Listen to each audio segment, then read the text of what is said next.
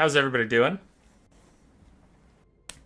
While we wait for this thing to catch up, I don't actually know where my speech is going to start, so hold on. We'll just wait for the thing.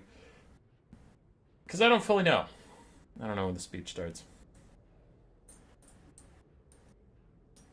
Are we live yet? We're trying to be. I hit start. How long will the stream be? Because I might be able to catch the end of it. IDK, 2 hours max. I don't know, man. You have to refresh your YouTube, doesn't automatically start. That's lame.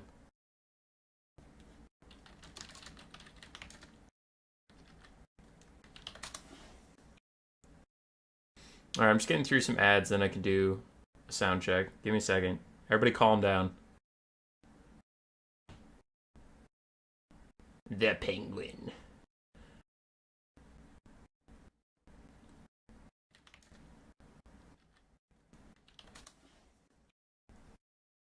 Alright, I'm just getting through some ads. Alright, cool.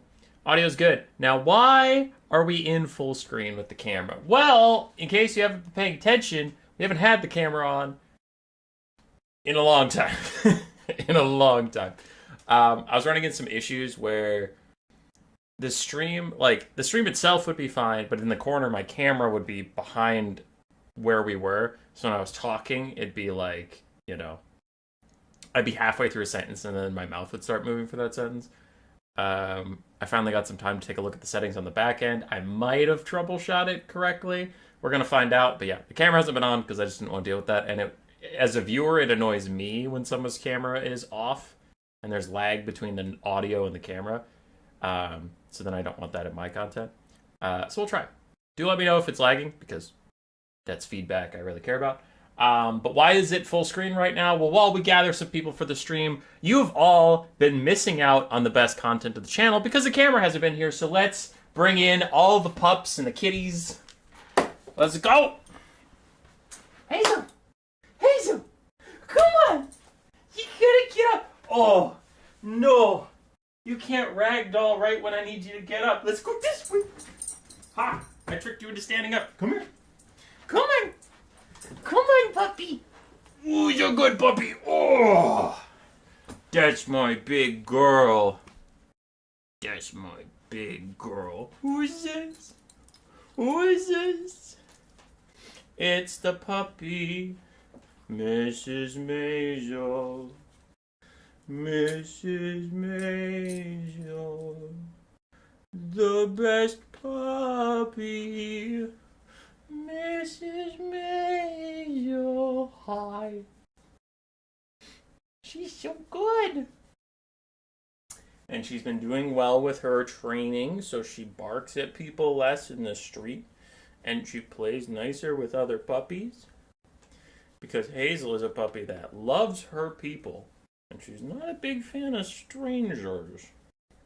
But she's been doing great. Yeah, you have. Mwah! You've been doing great?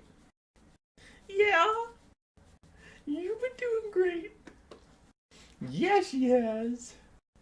She's such a good lady. Her tail is wagging and it's hitting my legs. We don't like that. No, we don't. But she's just a little cuddle bug. She just loves cuddling. Giving belly rubs. Do you love belly rubs? Do you love belly bongos? Do you want to play bongos with your belly? Yeah. Hi. Should we go find your brother? Let's go find your brother. Moo cow. Moo cow, poo cow.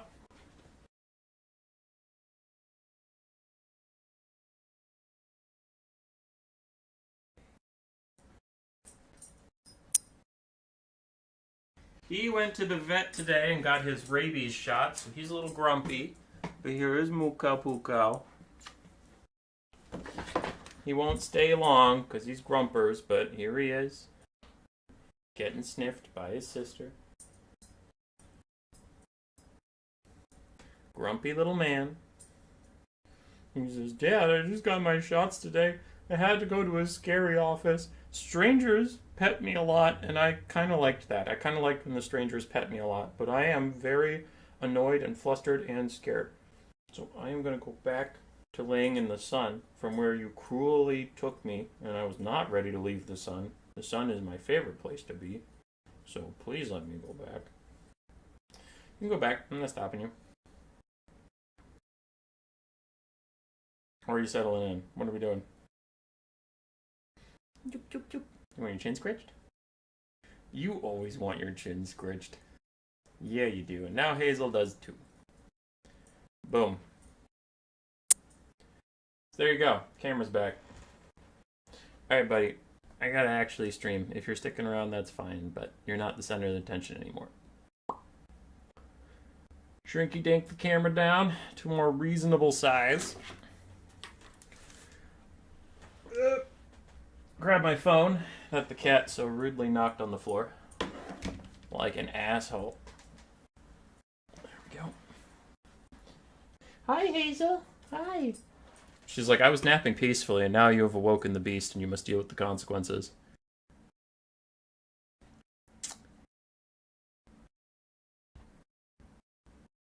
Bit of lag, puppy stream, dog stream, typical like farming. Come for the Warhammer, stay for the dog. Yeah, dude.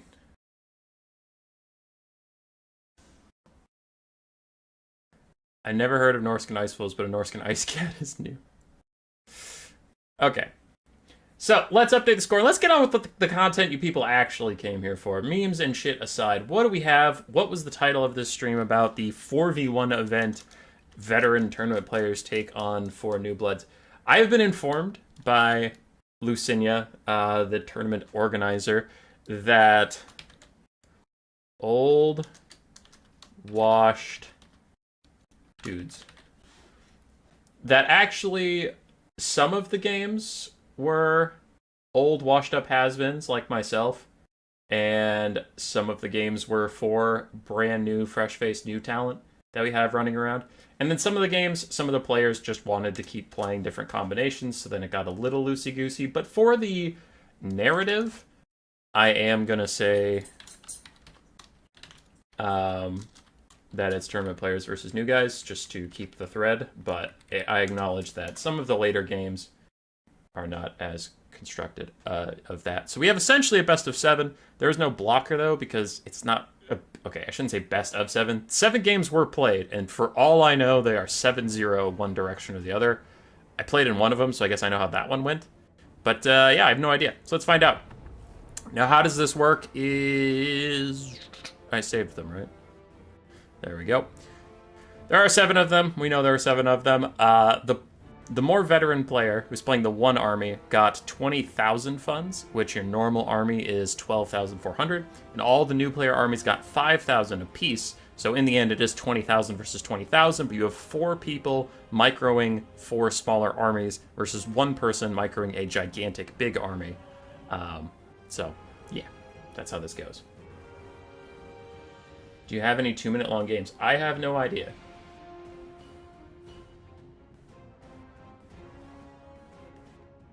We are cool guys. Book it. Yeah.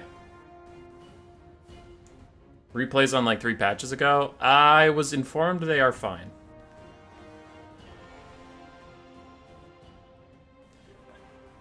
I don't know. I think Lucy checked them before he sent them to me, but we'll see if anything's weird about them. Who knows? Oh, I already did a dumb. I already did a fuck up.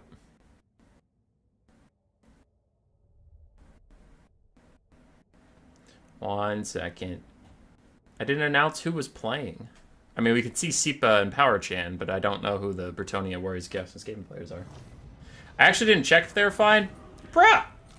That's it. Abandon the event.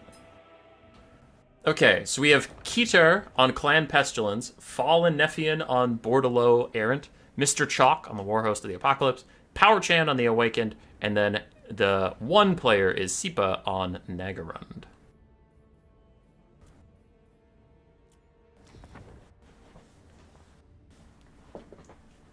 You should mention that the 1 player's army comp was known by the 4. True. The picks and bans are a little complicated, but essentially there were some global bans thrown around, and then the the larger army was determined and sent to the newer players, and the newer players had to figure out how to counter the large army.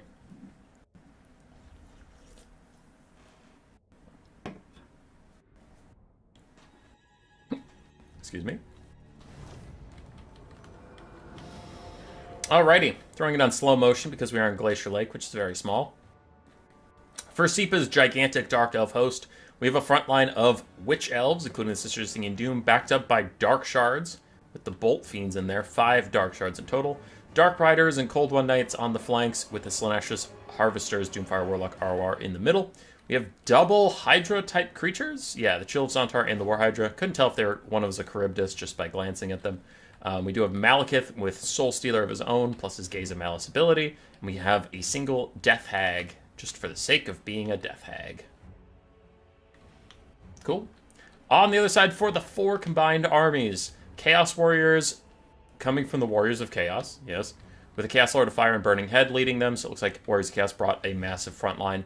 Bretonnia brought some Peasants and some Knights, Royal Pegasus Knights up in the sky, 2 of them, and then the Fey Enchanters with Regrowth and Earthblood. Vampire Coast brought some pistol mobs, it looks like, hand cannon mobs as well for a lot more DPS, if not as reliable DPS. A couple undead frontline here and there, and then we do have Celastra with both of her summons, the Crab and the Ghost, and then Fog of the Damned if she needs it. Skaven brought Deathglow Bombardiers, the Avalanche Mortar, ROR Mortars, and then a regular Poison Wind Globe as well, with a Gracier of Ruin, Dreaded 13th, and Howling Warp Gale for his 2 spells. Cool. Cool. I think that's everyone. The Coast also brought a Gunnery White with more ammo. Yep, that's all 4 armies. Alright, let's do it. Skaven already getting a massive shot onto the Dark Shards. Deathglow Mortars, the Avalanche Mortars, are crazy strong versus any faction, but especially all 3 Elven factions stand super clustered up, so the Avalanche Mortars get lots of damage out onto those factions in particular. Already we have a Burning Head going down the line of Witch Elves who have popped their Witch's Brew to rampage them but give them insane stats. And Malekith lands at some Royal Pegasus Knights. He gets netted down by the Howling Warp Gale briefly. And the Fey Enchantress's Comet comes in to annihilate the Witch Elves too. Wow, that is so many spells. Just demolishing the Dark Elf frontline. So the Dark Elves are not having a good time, but that could change here, as already Dark Riders getting back into the Death Globes, into the hand cannons. Can they defend themselves? We will see. Malekith is being Lord Sniped at the moment, and Soul Stealer heals him up, but not nearly as much as like a Regrowth or something would. Hydras are trying to get through the front line as well, and we already have Chaos Warriors terror routing away. The Chill of Xantar is back into the ranged units. The Crows of Cain are barely clinging to their leadership, as Unholy Clamor tries to keep the Scaven in it. They throw some globes past the Crows of Cain into the oncoming Dark Riders. I appreciate their courage, but not their efficacy. That will not get too much damage done. Another Burning Head through the Dark Shards, trying to kill them off. As the summons of the Vampire Coast are running through the back line. Didn't quite see the Damn Knights Errant get someone, but clearly they've been doing a lot of good work. If Malekith dies, then I believe the forces of... I don't know what to call this conglomerate, because they're all over the the map. The conglomerate, fuck it. If Malekith dies, the conglomerate will be fine, but if he stays alive, maybe the Dark Elves can pull this back. Dark Shards are still getting some decent shots off here and there. The backline is compromised, and that was a lot of DPS from the Skaven and the Vampire Coast that is currently not doing so hot. We do down here have some hand cannons starting to fire up at the Hydra. That is good. If they can really get themselves together and get some good bursts out, that'd be solid. It looks like some of them are kind of milling about, not doing too much. Not that it's the player's fault, it's just weird unit jank.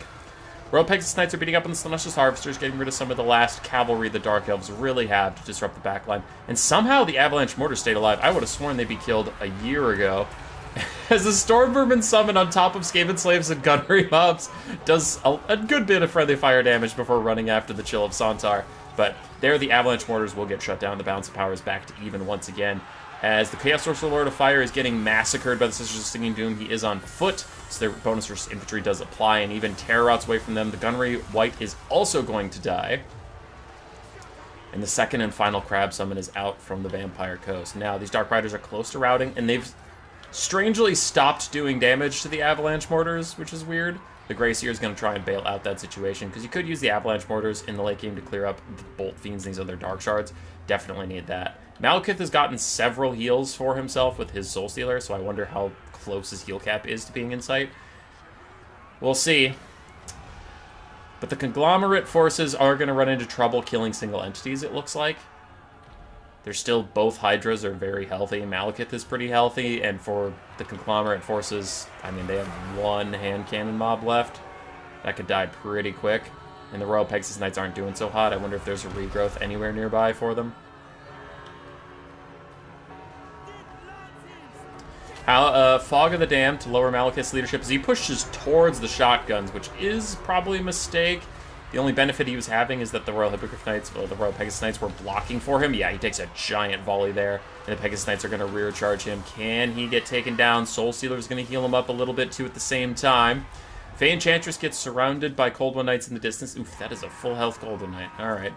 And I don't know how many regrowths or Earthbloods she's gotten out. It's kind of hard to tell, but not a lot of the units you would suspect have been heal capped or something. At this point, it looks like the Dark Elves have got it. If the Fey Enchantress isn't able to heal up the Knights that were needed to kill off Malekith, then he will just be invincible. And now he's about to body Celostra any second now. No, he'll run away. I forgot he doesn't have magic damage on his dragon, but both the Hydras are very healthy. Cold Knights are very healthy. And they ain't got no damage.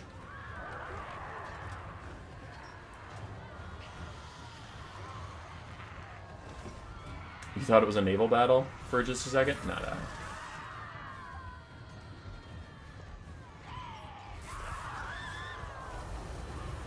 This isn't fair to the vet. You'd be surprised. Because as the veteran, you know that there's going to be at least 4 lords, so you know you need to bring some single entity killing tools. And then also, like, game experience is a hell of a drug.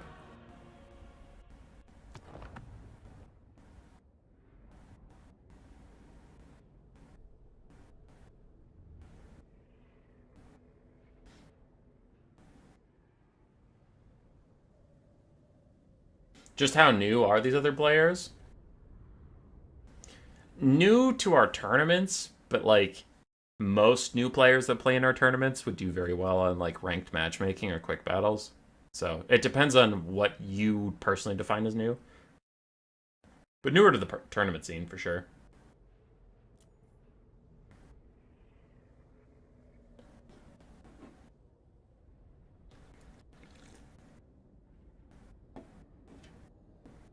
They're in the Discord and probably have played in some of his new player tournaments. Yeah. All right. Sipa with a win. Now, Sipa, if you didn't know, did get second place in our Warpstone Cup. Our big... What the fuck was that? Okay. Sipa did get second place, only losing to Alfredino in our Warpstone Cup big, like, world championship thing. So, experience is a hell of a drug. It is 4 newer players fighting, like, literally the second best player right now. That can be pretty tough. Hand Cannon Mob got a lot of value. One of the Pistol Mobs also got 800. But I guess for Power Chain, there wasn't that much DACA. It looks like it because the 2 Pistol Mobs have the same emblem as the Handgunners, but I guess they are just cheap little Pistol Mobs. For the Scaven, Poison Globes and Death Clubs didn't get too much done, but the Avalanche Murders did great. Fallen Nephian, I hovered over these briefly, but his Royal Pegasus Knights both did pretty well. And then Mr. Chalk, his frontline tried to hold back the Sisters of Slaughter and other Witch Elves, but it was pretty brutal. Burning Head Caster did get a couple good casts here and there, though. Did Sipa win? Yes. Yes, he brought it back.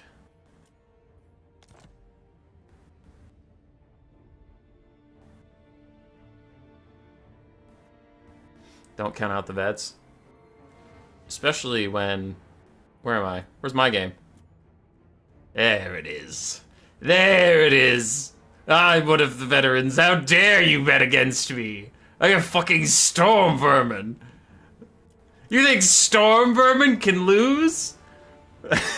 I mean, they might. You're gonna have to watch to find out, because they might. Alright. Rider of Rohan, and damn it, I did it again! I forgot to shout out the players who were involved in the thing, and I'm stupid and I'm dumb. It hurts to be this stupid. High Elves versus Beastmen, Dark Elves, Grand Thay, and Wood Elves.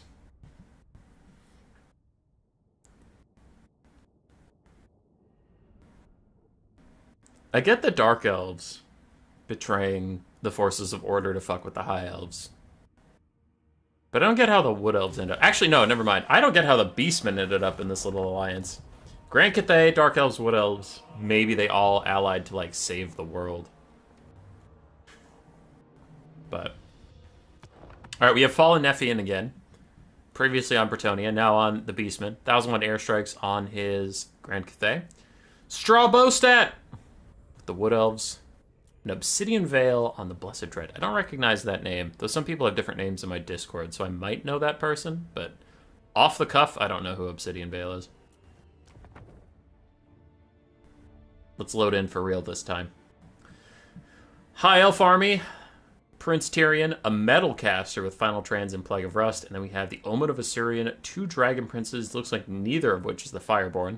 That's a little shocking. 2 War Lions, 4 Illyrian Reavers, 4 Shadow Warriors, and 5 White Lions of Crace, including the Pure Main Company for a front line. I believe in Scaven supremacy. Don't you mean Old Watch dudes? Yeah. Old Watch dudes. Yeah. Notice our awesome color coordination, please. Straw Bowstat! Straw Bowstat in the chat. Loved you on the last New Player Tournament, dude. Excited to see more games from you. Also, you do have good color coordination. Look at those beautiful colors. All of them exactly the same, and I definitely know what's going on. But they're all like dark blue colors. That's nice. That's good. Not a single Swordmaster set. Yeah, Rider's washed. Alright, slow motion just because there's a lot to get through, and I don't want the battle to be halfway done by the time I announce what there is. The Beastmen have put themselves in the forest. Very lore thematic. And all vanguarding over here. We have Gore herds, Ungor raiders, Ungor spearmen herds, and then a Great British Shaman of Wild with Traderkin. So an awful lot of chaff infantry and archers to put up a flank against the High Elves. Dark Elves put Dark Riders on the flanks. Lokir Fellheart, oof, on Maelstrom. That has got to be a lot of your 5,000 funds. Other than that, they did bring a Soul Stealer caster and a Chillwind caster, but that's got to be it for the Dark Elves. Dark Shard as well. It feels like so much money. Like, Dark Elves had way more money than everybody else. This is a lie. This is a sham. For the Wood Elves, we do have a Spellweaver of Life, Earthblood and Regrowth, Firebark, Elders, Eternal Guard, Frontline, including the Winterheart Guard. And that looks like it. With the beautiful color coordination, it is also a little hard to tell if the armies are crazy different. And then for Cathay, we have 2 Grand Cannons, a Zhengdu War Drum, which is buffing up the Wood Elves. We have an Iron Hail Gunner, Dragonblood and Shugen, Lord of Yin with Ancestral Warrior Summon and Storm of Shadows, and then some Peasant Long Spears. But the Zhengdu War Drum buffing up Wood Elves, and I guess Dark Elves, but mostly Wood Elves.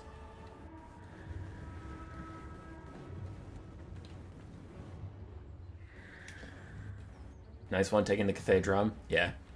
Because these factions were not balanced around having a drum. But the cannons in deep trouble as the Shadow Walkers moved up undetected. You know, stealth and whatnot. And now they are plenty in range to mess up the cannons.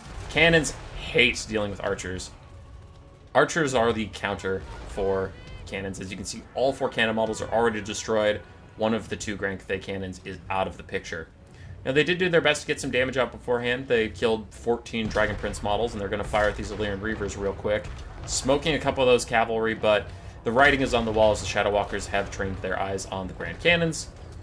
Already, all of them are gone, and the High Elves now have the range advantage.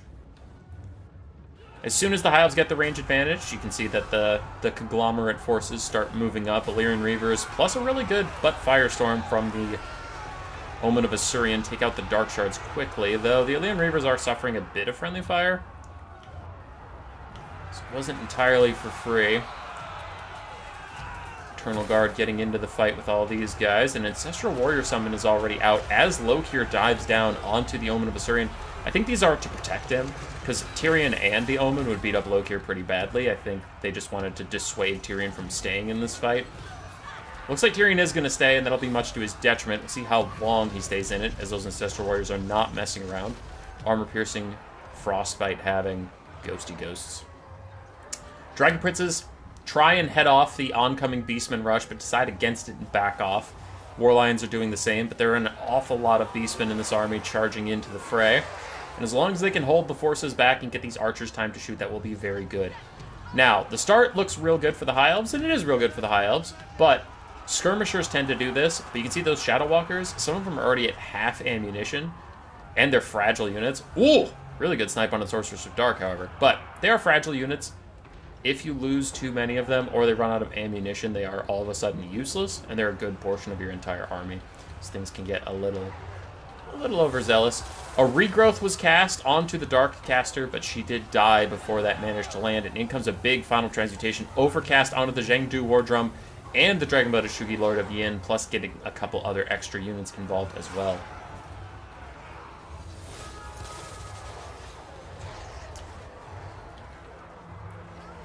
High Elves holding for now as the archers pincushion a poor Dragon Prince. And the High Elves didn't bring a healing caster of any kind, so these Dragon Princes just get the health they get, and if they die, they die. Some Illyrian Reavers break through the front line. They're quite tattered. We'll see how much damage they can even get onto the Ungor Raiders, but it looks like they'll just get taken out, and still the Beastmen archers will continue unabated. Tyrion's getting low. He has his self-heal with the Heart of Aberlorn if he needs it. Omen of Asuryan also has a self-heal if it gets lucky. But how are the Dragon Princes doing? There were 2 Dragon Princes total. I know one of them is cooked. Where's the second one? Can't even find the second one. Oh, there it is. Full health in the distance chasing off for Dark Rider. Alright. It might be needed elsewhere, but for now it's fine. I just saw a Traitorkin get used onto those Dragon Princes. That is not the correct use of that spell. Cast on single entities, please and thank you, especially Tyrion and the Mage. That would be good. Omen of Asuryan tried to get in a fight. Fights Peasant Long Spears instead and is not enjoying that battle whatsoever, getting very low. Storm of Shadows is going to slow it down inside the Peasant Long Spearman. Now Lokir dives into the Shadow Walkers. He is sick of their shit as the conglomerates start to even out the bounce power and maybe even take the lead. Tyrion will soon charge Lokir, I imagine, though Lokir is not as pathetic of a duelist as a sorceress on a dragon, and Malekith is okay, but Lokir is kind of fierce. I don't know if Tyrion wants to fight him at that HP differential. And meanwhile, the Shadow Walkers, this one gets a little lazy and just forgets where it is as 2 Ungor Raiders pincushion it and take out that very expensive unit with actually a good amount of ammo. As you can see, these 2 super healthy ones have almost no ammo, and this one has a decent amount. Pretty good target priority from the Beastmen to take out that one. And the High Elves are just starting to lose the war of attrition. As much as we all hate the healing meta, there is a reason that High Elves so often take Earthblood and Regrowth, is their units are elite but expensive. And they really don't like knockdown, drag-out fights. Really good tornado here from this thing. Takes out almost an entire Eternal Guard, and then lands on the Spellweaver of Life to try and take her out, though Peasant Longspears are here, and they say, "How many times do you have to teach you this lesson, old man?" As they run up to just stab the shit out of the Omen of Asuryan again. Holy crap. I want to see their value. No, I don't care about that stuff. 440 value from just stabbing the Omen of Asuryan. They have 0 kills. Lokir did eventually get the fight with Tyrion. It looks like he lost it horribly. I don't know if Dreaded Duelist wasn't up, so he couldn't buff himself or something, but whatever happened, it went terribly. It looks like Dragon Prince has also surrounded him. So that is a bit of a whoopsie. We need the Traitor King caster over here to punish this blob of 2 expensive units, Tyrion and the Dragon Princes, but Lokir is trying to heal up with the Helm of the Kraken Lord. It's not going to be enough, and he will rout. Now, that might be a blessing in disguise. If he routs, he will get to safety. The Omen of Asuryan got its big heal that the High Elves really were banking on when they didn't take a healing caster. They need all of the healing effects to go off without a hitch. Lokir is starting to rout away. He might shatter or just die, however. And the battle was looking pretty good for the conglomerate forces. It was starting to turn against the High Elves, but losing Lokir and the Omen getting that huge heal is going to be a problem. And then an Ancestral Warrior summon out in the middle of nowhere. I wonder if they're going to run over and try and help Lokir, but it's too late. Like, he's already dead, so now the High Elves don't have to take this fight. They can just run away. Yeah. Earthblood's in the distance from the Wood Elves. Wood Elves still have a lot of spearmen, though. They all seem to be conglomerating around this single area to fight those White Lions. I guess those are super dead White Lions, but also maybe not that worth your time. And this Balance of Power is about to shift back in the High Elves' favor. As soon as Tyrion ticks down low enough to get his Heart of Aberlorn, watch the Balance of Power. Just watch it. Boom! Boom! He's all of a sudden full health, and the Balance of Power creeps back towards the middle. Not as much as I would have thought, but still visually creeping towards the middle is a bit of a problem. So the 2 High Elf single entities that are dangerous are nearly heal capped. So their healing doesn't matter as much anymore. But it did matter. It brought this game right back into contention. Sunfang is thrown out. Misses. Somehow he managed to have cool games. I'm surprised. Don't be.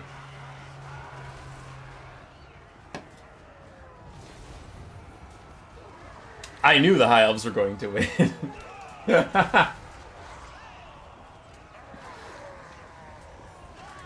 Yeah. Sorry, I got distracted by chat for a second. British him to Wild Terror routed, but he has rallied since then, and he's going to come back. Now, the Yin Lord actually managed to get a couple good shots onto the Metal Caster. I don't know if the Metal Caster, this far into the game, has that much Winds of Magic left. I guess we're only 7 minutes, 45 seconds in. When you have this many funds and so much stuff dies, I assume it's further along than it is. But yeah, Tyrion puts the smackdown on this lady. Absolutely destroys her, and then another Traitorkin comes out. The Traitorkin, since that first one, have been pretty well cast. I like those a lot, but the Hiles are still slowly creeping up on the balance of power. And a lot of balance of power is locked up in the full health Firebark Elders, which I just don't give any credit to carry a game. Maybe I'll be wrong. I never am, but maybe I will be. I'm not, but maybe I will be. You never know. I'm not. Just kind of assessing the battlefield right now. We have some cannons coming back, but to what end? I mean, they don't have any mounts to get back to. So really, it's the Wood Elf Archers and the Bray Shaman of Wilds. That's it. Did I say the Wood Elf Archers? I meant Spearmen.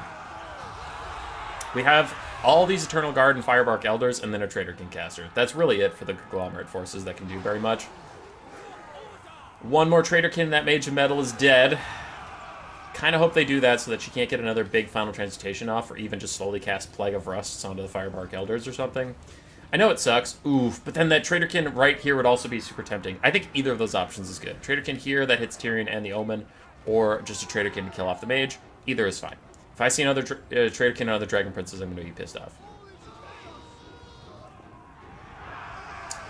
Spellweaver of White Life is still out and about. She really does need to regroup with these forces a bit. If the Hiles send Tyrion after her and kill her off, that could be pretty brutal. Her Earth Blood spam could be very nice for these spears that are still trying to hold out in a giant blob. And, ooh, I'm just realizing they shouldn't be hanging out in a giant blob. They are getting the fire protection from the Firebark Elders. So 20% resistance, but still, Tyrion's Sunfang going through and hitting like 4 units would be pretty bad.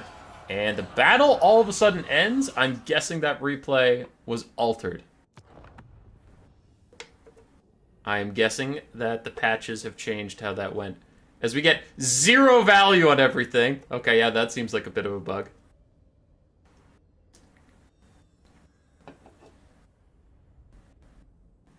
Do you think you have time for another quick battle this stream? I'm sure you'll run into another Dwarf Sky Kite again. I don't think that's real. What up, Michelle? So from how that was going, I'm betting the patches just made the replay end a little bit early. I am guessing Rider of Rohan won from the state the game was in. And you can tell the state the game was in because the Omen of Asuryan and Tyrion were still moving. Where if they were dead, they would be standing still. I've cast a lot of games from different replays. So, with Tyrion and the Omen of Asuryan that healthy, I'm suspecting they just mopped up these guys over the course of several Sunfangs and blob fights.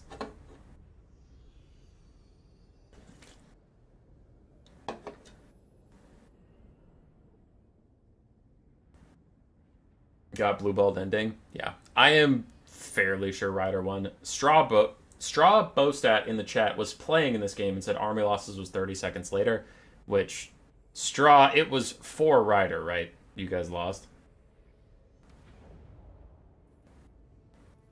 The true winner was dwarves. Yeah, for sure.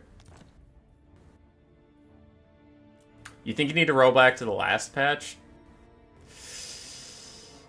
Possibly, though these were played on a couple patches ago over the course of time.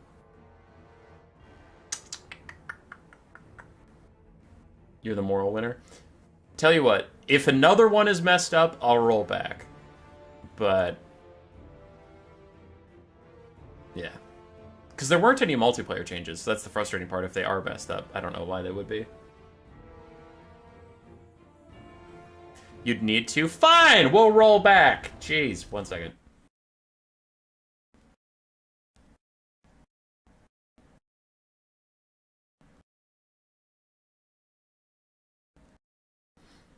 One second. I'll roll back one patch. Even though they're played over multiple patches, it's still like... If we go back one patch, it might be a little more stable. Betas... Last hotfix, back to 5.2.2. Sure.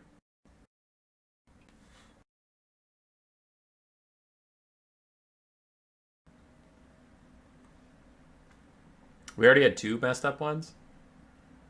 Was the first one messed up? I'm trying to remember.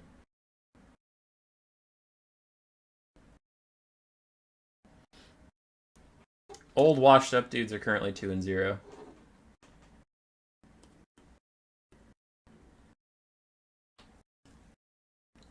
Oh my goodness, my patch says it's gonna take 7 hours? Oh, now it says 2 minutes. Oh, now it says 10 seconds. Stop! Back to 8 hours. And you know what that means. It's time to stall. Once again with the Hazel halftime show. Alright, let's get the camera set up correctly. So you can see the pup. There she is, being a pup.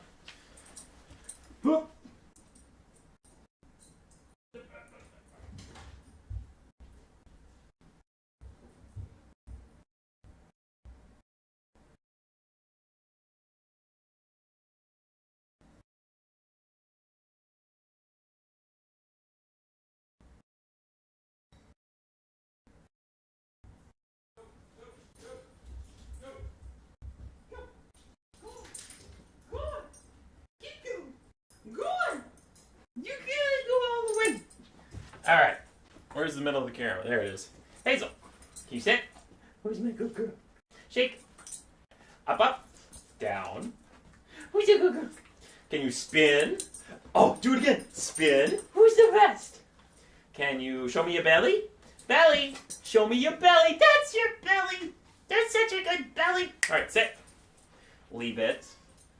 Leave it. Hey. That wasn't leave it. Leave it. Leave it. Come here. Alright, go get it. Yeah, you left it that time. You stole the first one because you're a stinker. Alright. I forget, do you know anything else? No. Hazel, be a good girl. Who's a good girl? Yeah, you did that one for free. You did that one for free. You're always a good girl. You're the best girl. Such a good puppy. Alright, get out of here. Shoot. Get out of here. Get out of here, you filthy animal. You stinky dog. We had a good walk today. We went to the park and you had so much fun. Yeah. Boom. We've successfully stalled for time and the update is almost done.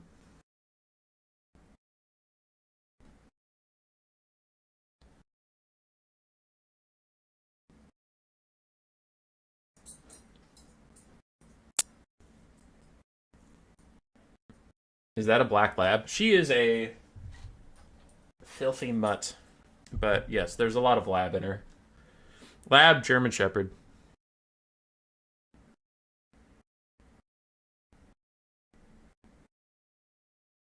You want the dog for the rest of the stream? You boy looking kind of shredded? Thanks, dude.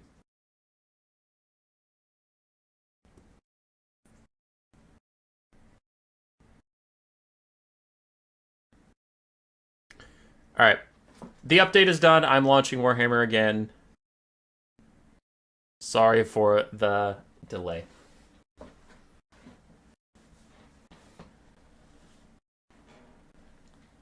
Which side should you be rooting for? Probably the cool new guys. Everybody loves cool new guys. Shredded isn't torn to pieces. How does one look torn to pieces? Okay. Focusing up. I have a lot of replays because playoffs is currently happening, so those are streams you can look forward in the future.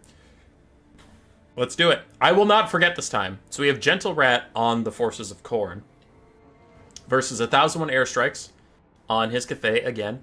Seekfalt, Heralds of Ariel. Brother Advantus on the Decadent Host, which is Warriors of Chaos. And then we have Otto Octavius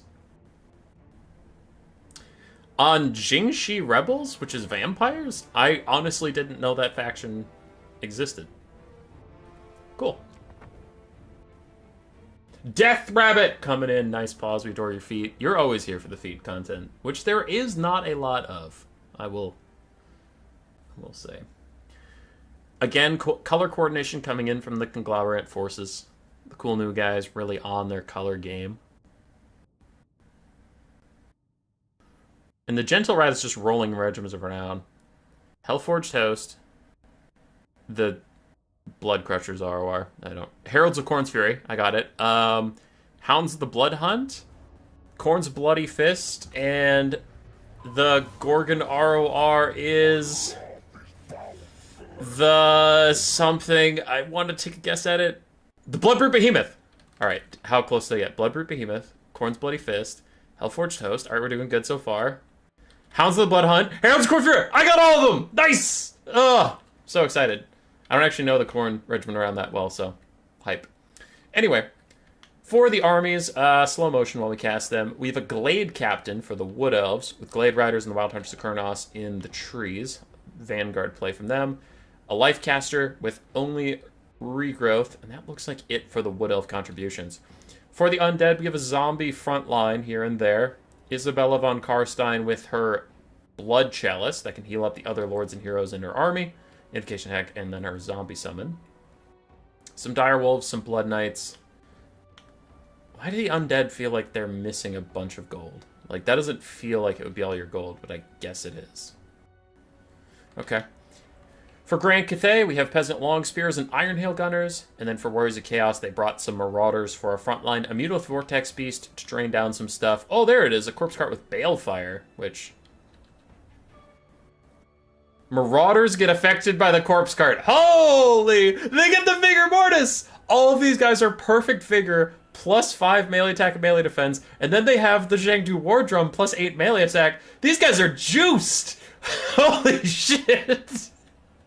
These guys are juiced! 55 magic damage, flaming damage, melee attack Marauders. What the fuck? And then we have Valkia with her Spear Slapnir. That's insane.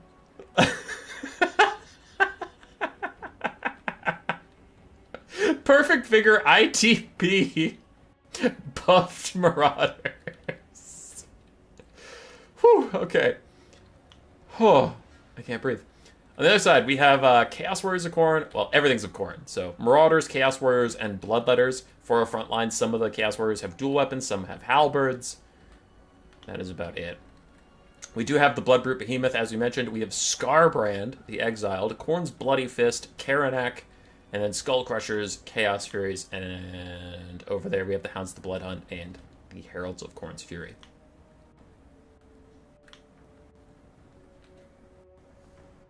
I'm the Elves, Nathaniel. I had 1 goal this game. Proof Scarbrand is a bitch in melee. It was great. Gentle Red is lovely to interact with. He's just a very nice guy.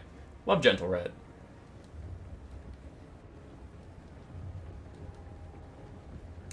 Khorne Sisters, it's over. It's fine. Imagine it was close to words. 81 Leadership Marauders. Yeah. Sorry, I was just catching up the chat. So, Karanak nets the Yin Lord out of position, so then Scarbrand's going to walk up. Even Storm of Shadows slowed, he is still going to get into range and cleaves right through her. I imagine he's holding on to his Rampage until that net wears off. The net is now gone, so he should Rampage her while she is still out of position and just straight up kill the Grand Cathay Lord. But it looks like he needs to back out of this fight as he's in front of 3 Iron Hail Gunners, realizes he can't complete the Lord Snipe without losing Scarbrand, and it is not worth it. Now Valkia is fighting the Heralds of Khorne's Fury. Sorry, Khorne's Bloody Fist. And Khorne's Bloody Fist, trying to prove that he is the true instrument of the Blood God, but again, those Iron Hail Gunners making it difficult for them to get real 1v1 fights. And just below them, Scarbrand throws down a quick Rampage just to be an asshole about it, and then lands Khorne's Bloody Fist to force Valkia to the ground, where Scarbrand can join the fight. But it looks like the Gentle Rat is having some issues elsewhere.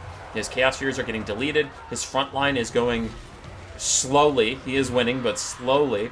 And then the Wood Elves are trying to counter some of the mobility, but Heralds of Khorne's Fury plus the Hounds of the Blood Hunt chasing after the Wood Elves who are retreating in the face of the Bloodroot Behemoth, don't want anything to do with that, and Direwolves have to try and bail them out. The front line, even though it was buffed to high heaven, it is still falling back in the face of Khorne. And Valkia gets taken out by Skarbrand and Khorne's Bloody Fist. Karanak also joins in for the fight. Isabella is retreating. Did she throw a Blood Chalice onto Valkia? I think she should. Even though you can't rally Valkia, it still would just make Skarbrand and Karanak stay busy for a while you clean up other things. Khorne is behind in the balance of power just slightly, though things are about to get really tricky. The Mutal Vortex Beast is trying to hold down the front line, but the back lines are shut down. Iron Hail Gunner's trying to turn them in fire. There's just too many men from Khorne pushing through. Ancestral Warrior Summon is out, but the Hellforged Host is already through the front line as well. Shugenin Lord of Yin overcasts some kind of slow or something, and it ends up hurting her so much that she routs. Now, there's a lot of things trying to rally her, like the War Drum and whatnot, but Isabella needs to throw out some Blood Chalices, and she needs to throw them out fast to heal up some of her fellow lords if they're going to have a shot in this game. Khorne's Bloody Fist is taking a lot of damage, dives in front of the Mutal Vortex Beast, trying to take out the Corpse Cart, or push it at least into friendly Khorne forces, but all this time you're going to take a lot of damage. In comes the Sword of Khorne onto a lot of clumped up troops. The Conglomerate is trying to spread out, but there's the sword, cleaves through a lot of them. It's going to take out those zombies in short order. Now we do have an Iron Hail Gunner that is rallying on the far side, starting to fire in so much damage onto the Bloodroot Behemoth, but he immediately sprints through to get onto them, and he will heal up while fighting them. Someone needs to be around to finish him off. Looks like the Blood Knights might have to do that job. Khorne's cavalry is uncontested so far. The Skull Crushers are still full HP. So are the Heralds of Khorne's Fury and the Hounds of Blood Hunts. The mobility fight is going heavily to Khorne, and that is going to be a problem. In the distance, Skarbrand is taking a lot of damage. A regrowth overcast on the Wild Hunters of Khornos, who are buffed up by the Glade Captain and supported by some Glade Riders. Skarbrand's taking a ton of damage, but the Skull Crushers are dealing it right back. And Karanak, the faithful Hound of Khorne, is always back to save Skarbrand. And the Conglomerate forces are way ahead on the balance of power, but how? What happened? I'm trying to understand how this could be. As I look at the battlefield, I feel like Khorne is doing great, but I guess that's not the truth. Skarbrand's currently getting hit by the Mutal Vortex Beast, but he is giving it back to that monster. The health disparity between them was gigantic, and Skarbrand is evening those odds as quickly as he can. Skull Crushers and Karanak trying to take out the Glade Captain. They are to get rid of the Wild Hunters of Khornos, and Skarbrand just needs a little bit more support. He just needs a little more time, and the Glade Captain charges to the side, gets a good hit onto him, and is firing at point-blank range. Skarbrand's down to 300 HP, but Relentless Rage, he refuses to die. He's at least going to take these motherfuckers with him as he starts swinging at the Mutal Vortex Beast over and over again, getting big damage out onto that. Isabella and the lads still up on the balance of power, and I guess that it's just a lot of dudes. I mean, those zombies are summons. The Blood Knights are full HP. Skarbrand has finally died. Hounds of the Bloodhound are gone. Heralds of Khorne's Fury are gone. And the balance of power is going to army loss Khorne pretty soon. I didn't feel like it was going that bad for them, but I guess it's just a disaster. I suppose a lot of value is still in Isabella and the Lifecaster, so Karanak is really trying to work on getting some Lord Snipes in so we can just even out the balance of power, because the game itself isn't going that bad for Khorne. It's just the balance of power is completely done with their nonsense, but I'm seeing two supportive caster lords with not a lot left to support. But in come the Blood Knights, buffed up by the Disdain of the Dragon Emperor War Drum, buffed up by the Glade Captain now, 56-48 for melee stats. They jump onto Karanak, and that is going to be army losses as Khorne and the washed up old dudes take their first loss.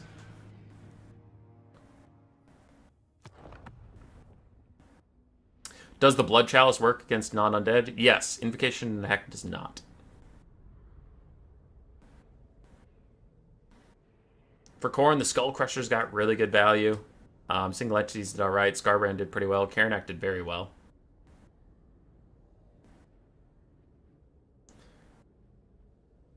What up, Blake's Takes? It's been a while. How you doing, dude? How you doing? You're going to say the Muto Vortex Beast should be artificially inflating that balance of power. Is that before it got completely wrecked? Yeah. Iron Hill Gunners did great. Jengdu War Drum did a lot of good work. For the Wood Elves, their elite cavalry and their unbreakable infantry did fine. Brother Advantis, Valkia got rolled. Muto Vortex Beast did very, very well, though. And then I'm so curious about the Blood Knight value, I'm going to leave it for dead last. Oh, only 1,300. I thought they were doing better. Blake's Takes. If you guys don't know the lore between me and Blake's Takes, we have a bit of a rivalry, a bit of a beef. So it all started when I was streaming for 6.5 years before Blake's Take was even born. And then he was born, and then he made a YouTube channel because he's like, Human Boy sucks, I'm gonna outdo him. And he made such good content that I think you have more subscribers than me already, right? Something like that. And it hurts. It hurts. I'm not gonna pretend it doesn't hurt. That he's just out here making instantly better content than me and fucking me up, and that feels cool. That feels fine. No, it's whatever. So we haven't been exactly on speaking terms for a while. Getting married in a couple weeks? Hell yeah, Blake's Takes. Love that for you, dude. You charged Scarbrand. I got what I wanted. Nice, Nathaniel. It's the game you're all waiting for. The oldest and most washed of the old wash dudes versus the coolest of the new guys. 1,001 airstrikes. Kudaki, Brother Advantis, and Otto Octavius versus Human Boy Yes Yes on my beloved Scaven.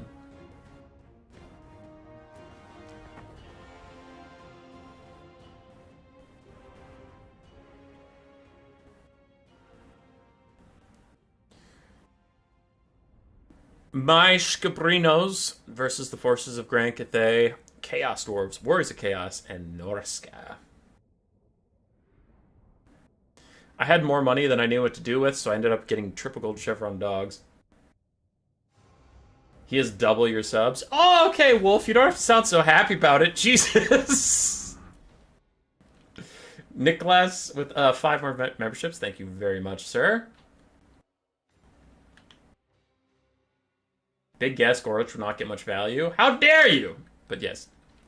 Nicholas and anybody else who supports the channel, thank you very much. You guys are all great and fantastic.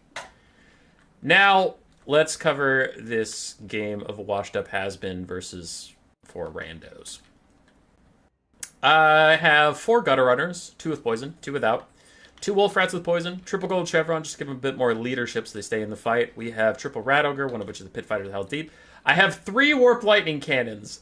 One is Icket Zap Zap. So, here's the thing. So, shut up. I didn't know my opponent's armies ahead of time, and I had a ton of money, and I was like, how do I force my opponents into me? Well, I'll take maybe Gisele's, but Fate of Buta works on them.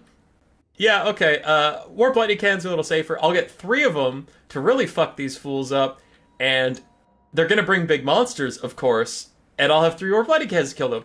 Now, problem, when your opponent knows what your build is, 2 things happen. 1, they don't take any large targets. When you have 3 warp lightning cannons, they're like, hey, I'm not just going to put my dumb ass on a big thing. Because I was thinking that the Chaos Dwarves might take one of those giant flying bulls, and I could shoot at the giant flying bulls with my cannons, and it'd be great. Well, I didn't take one, because I have 3 fucking warp lightning cannons. So I loaded this game, I see nothing I want to shoot at, and I'm like, oh, great. And then I see that, oh yeah, Grand Cathay exists, and they have archers, which can kill my warp lightning cannons if they felt like taking them, but they also have better cannons. The Grand Cannons outduel warp lightning cannons because warp lightning cannons do other things better than the Grand Cannons, but not artillery duels. Warp lightning cannons aren't that good at artillery duels.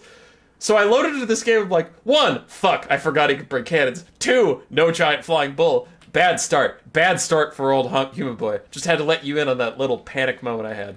Anyway, the rest of my build, 4 Storm Vermin with sword and shields, because I needed a front line of some kind, and I had more money than God himself.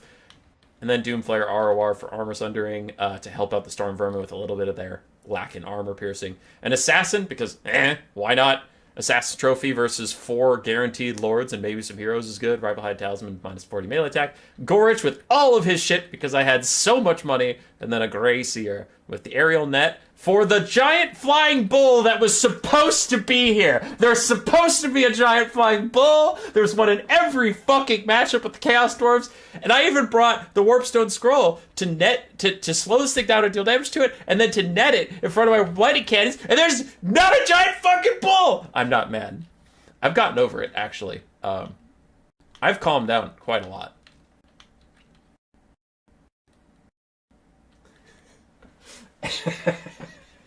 Do you guys feel like I'm giving away who won the game? Do you feel like I'm giving too much away? I'm not sure. I feel like I played it pretty close to the chest. Alright. On the other side, we'll put it on slow motion as I've stalled for long enough. We have Marauders, Marauders, Marauders. Chaos not wanting to take heavily armored troops against Scaven. That does not seem like a good idea. We have 2 Chaos Dwarf Blunderbusses for some armor-piercing shots, Orc Laborers, Peasant Longspears, Jade Lancers, Skin Wolves, a giant flanking force of Norscan Warhounds, and then a Hobgoblin Wolf Raider. Double Grand Cannons. We have a Lord Magistrate, because he's just that cool. And then an Alchemist Final Transmutation, a Burning Head Caster, a Flying Lord of Fire with also Burning Head and Firestorm, an Exalted Hero of Khorne, and Wulfric the Wanderer with Seafang. Now, my faithful observers might be like, wait, you can take double of the same spell? No, and the enemy players notified me of that ahead of time, and I said, and I quote, it's whatever, bro.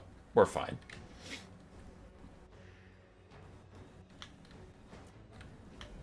Alright, the cannons are out. Now, the cannons are immediately trying to snipe the Grey Seer, and I do my best to juke while all my Warp Lightning cannons are like, kill it! Kill it! Kill it! Kill it! Kill it! All my Warp Lightning cannons start to fuck up this Grand Cannon. Notice that they aren't doing particularly great. 3 of them are taking a long time to kill this Grand Cannon. So the Grey Seer is still going to take a lot of damage. Dogs and Gutter Runners are getting activated to fight the backline, though he did get a free charge over here, because I saw the Hobgoblin Wolf Raiders. I didn't see the dogs on top of the hill, because they didn't start in my vision, so I couldn't actually see them for a moment. But now my Wolf Rats are fighting back, and their triple gold chevron stats are seeing them through. But now the Skin Wolves are also getting through onto the flanks. My Storm Vermin front lines are marching out. We have shut down 1 Grand Cannon, and Gorich takes the fight with an Exalted Hero of Khorne. Gorich popped all of his buffs, and he's trying to get good shots in, but actually the Exalted Hero is still kind of kicking his ass. So Gorich, he's going to have to figure himself out, but the Warp Lightning Cannons are still online for now. My backline is winning as my dogs and skirmishers outpace the enemy dogs and skirmishers. Jade Lancers in here, though, are going to kill the Gutter Runners soon. We have other Jade Lancers in the back line, but still so far, all 3 of my Warp Lightning Cannons are online. Trying to find the next target to shoot at, which is the other cannon, while my Grey Seer jukes! He jukes for his life! But Gorich does finish off the Exalted Hero, which is nice. An overcasted Warp Lightning does a lot of damage to the clustered up Skin Wolves, but the Blunderbusses take down Gorich. Crown of Command going to keep him in the fight for now, but that dude is dead as hell, and so are the Rat Ogres that helped him. Meanwhile, the Grey Seer is still dodging the cannons, which still have 4 out of 4 bottles, and he's like, please, somebody kill that fucking cannon! Hobgoblin Wolf Raiders pile into my Warp Lightning Cannons, but they're getting chased by triple gold chevron dogs, so they are not enjoying their lives. And the Rat Ogres, Pit Fighters, Hell Deep are even going to charge over and try and take them out, while other Norscan Warhounds get onto my Ikit Zap Zap, which is still, checks notes, trying to kill the other cannon that is still shooting at my poor Grey Seer. Another Warp Lightning is out onto the Marauders, taking them down. Now, the Storm Vermin frontline is doing fantastically, and my Doom Flayers have now moved onto the backline, trying to shut these guys down. And this part was funny. So, right about now is when I noticed those were Blunderbusses. I didn't know what happened to Gorich. I had no idea. I looked over, Gorich was dead. And then I noticed, oh fuck, those are Blunderbusses. And my Grey Seer was like, no, no, no, no, no! No, no, no, no, no! So I start juking as best I can while getting out of the Blunderbuss range. He's taking so much damage. Now the cannons of Cathay are starting to rally. Wolf Rats are still cleaning up the background. We have lost 1 of our Warp Lightning Cannons. My flanks are still relatively secure because the Gutter Runners and Triple Gold Chevron Wolf Rats have been doing their jobs. The front line is still holding fine. So my flanks and front line are doing great. I lost Gorich. That's not great. My Grey Seer's taking a lot of damage. Also not great. And my Assassin's now fighting Wulfric the Wanderer. Probably not the best time for him. The Assassin's going to start to run away as Wulfric goes on to beat his ass. Now, Sorcerer Lord of Fire is flying up on me. I have two Warp Lightning Cannons at close range. Unfortunately, one is distracted by Jade Lancers. And he is coming for blood. But Gracier's like, no, no, no, no, no. No, please leave me alone. Why does this keep happening to me? As one of the cannons is back online. He's shooting at my fucking Gracier again. And I keep trying to dodge. Rat Ogres and Wolf Rats still cleaning up the back line. Gutter Runners starting to move up to be part of the front line. Pit Fighters of Hell's Deep teaming up with dogs to take out Skin Wolves on the flanks. The flanks are going very well for me as I finally get to use my aerial net, lock this Chaos Sorcerer Lord of Fire in place against the Wolf Rats, against the Rat Ogres, and Gutter Runners are going to throw at him from behind while my Warp Lightning Cannons continue to shoot at the Sorcerer Prophet of Hashut. Big Final Transmutation onto my Gracier, who just can't catch a fucking break. There's still a cannon shooting at him, and the Lord even gets a charge attack on him. The Gracier is now going to rout, and the Lord tries to get back into the sky so he can chase my Gracier off while the cannonballs still fly in.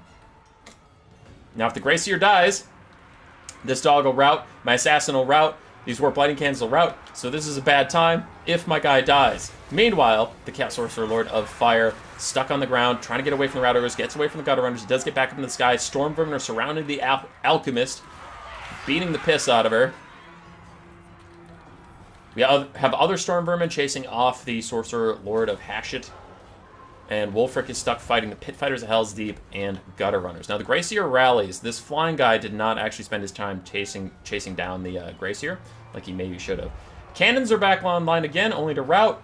My Dwarf Thing Menace is chased off both of the blunderbusses of the Chaos Dwarves. Yes, I think they're both offline. Assassin is now trying to help out, fight against Wolfric. Wolfric's 100 armor, I guess, is good. I was going to say is relatively low armor. Should let the Assassin actually get some good value out. We're up on the balance of power as two of my Warp Lightning Cannons are back online and now firing at the only flying target in the entire game. Now cannons are dealt with. They're like, I guess we get to shoot at what we actually wanted to shoot at. Giant Hashut Death Hammer onto my Storm Vermin. Really good damage. Should free up the Sorcerer Prophet of Hashut, but my Gracier is safe and sound in the very back corner of the map. He is doing just fine. There's a Fire Wizard walking towards him slowly. We're good. We're chilling. We're hanging out.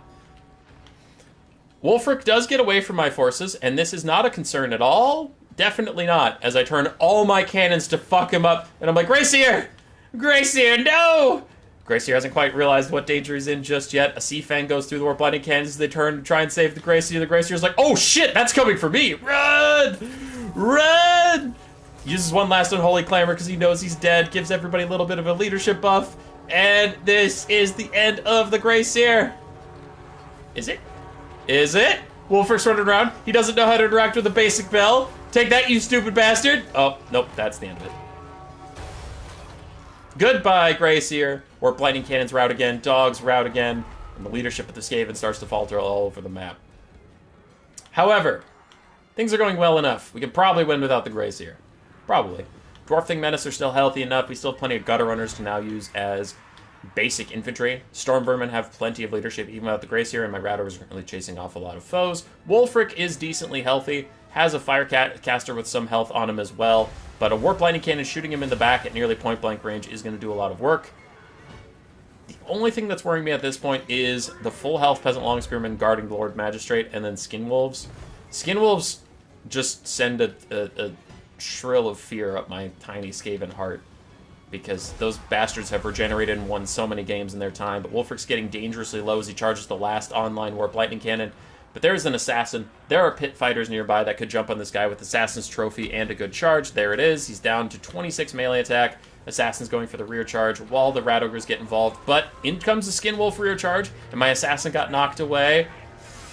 Pit Fighter's going to get knocked out. Looks like Wolfric will stay alive, and he could even just run away, but my Gutter Runners are going to throw at him now. You can't outrun Ninja Stars, you fool!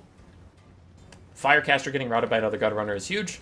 I think that's the last enemy caster, so I don't have to worry about magic. Assassin does manage to get one rear shot onto Wolfric and will rout him away. But the Skin Wolves took out my Pit Fighters. They might get my Gutter Runners too. Gutter Runners, I've just thrown them on guard mode, and I'm like, shoot Wolfric! Shoot him!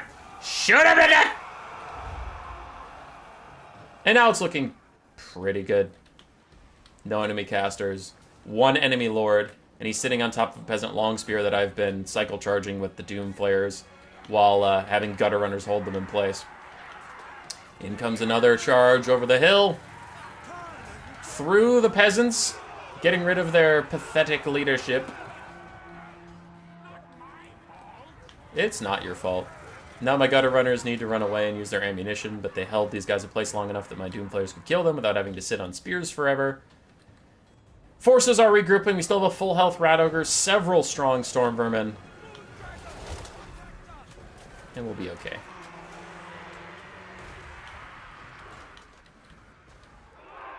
I think.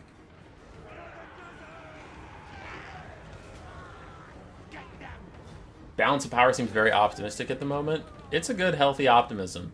As everything is routing right now except for that Marauder and the Lord Magistrate. Oh, technically Wulfric. He is technically back. But there is army losses. And the Scaven are victorious.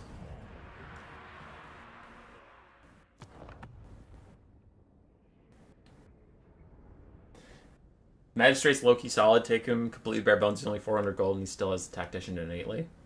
Nice. But Human Boy Stormverm will carry. They did. Balance power seems very optimistic at the moment. Yeah. What the hell was that Bell death animation? That was horrible. This is spooky.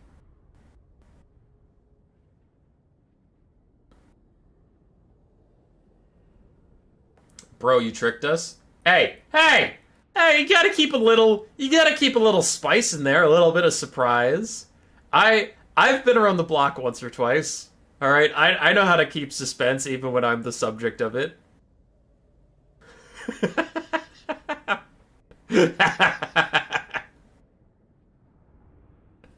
I got a few tricks left in my bag. Yeah. I do cast it a little different because little look behind the curtain. I know what's going to happen. I obviously was in this game. So I tend to just do a little bit more comedy with it and tell you what I was thinking at each moment in time, because normal casting, I won't be surprised by anything. So none of my reactions will be genuine. Like, these other games, I've never seen them before. I don't know what's going to happen. This one, I knew exactly what was going to happen, so it's like, I don't know. Casting it is pretty boring for me if I don't make some fun where it's like, yeah, I know how this goes. Glancing at the values, I think the cannons should have been countering my Warp Lightning Cannons, because if you saw how long it took 3 Warp Lightning Cannons to kill 2 Grand Cannons that weren't even firing back at them, they could have taken out a lot of value from me. So I do think, in hindsight, his cannons should target mine. He did a lot of damage to the Greyseer, but I feel like if you take out the Warp Lightning Cannons, then you have all the time in the world to kill the Greyseer, instead of he was on a timer, because I was taking out his cannons. For Kadaki, the Exalted Hero did okay versus Gorge for a bit, and then Gorge slammed his ass. Wulfric did pretty well. Norska overall did very well here, just trying to do well. And then Otto. His blunderbusses, man. So, like I said, that was 100% serious, by the way. In the replay, I didn't know what happened to Gorge. I was just like, oh, he died? I guess, in the moment, I was like, I guess Wulfric probably Hunter of Champions him. He got 2v1 by the Exalted Hero of Khorne and Wulfric, and maybe some Skinwolves got involved. Maybe a cannon shot him. I don't really know. And then I saw the blunderbuss's big red arrow get selected onto the Greyseer. I'm like, what are those? As I'm like just trying to process super fast what I'm looking at, because I'm fighting 4 armies, so I don't know what it is. And I'm like, oh, those are blunderbusses! And I just started ducking and weaving as fast as possible as they light his ass up. My Greyseer loses like a third of his health. I was like, fuck! Because he's also been dodging cannons this whole time, so I'm like, oh, we're doing pretty good on health for dodging 2 cannons all game. Near. Oh, okay, we're almost dead. Run. It was the closest to a jump scare I've ever had in this game. It was so scary. Okay. Focus up. Next game. While I update the overall event score, the old washed up dudes need 1 more win to secure an event victory. We'll cast all 7 games regardless. Razel on his beloved Beastmen versus Aj on our first Tomb Kings of the day. Straw Bostat is back on Grand Cathay, Contrarian's Codex, playing the Vampire Counts, which is not what I usually see him on. and then La Luna Pruna, their beloved lizard men. I don't know much about La Luna, but I know they love lizard men. I'm going to switch over to rooting for the cool new guys because, I don't know. It'd just be cool if the score was close going into the finals here.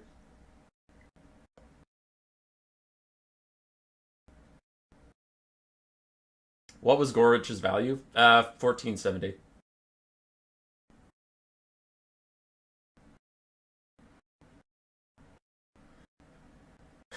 No, wait.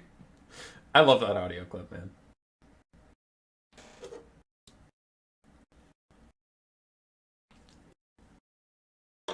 Welcome to the team. Thanks. For the Beastmen Horde, we have Chaos Spawn, Bestigors. Alright, Razel, calm down.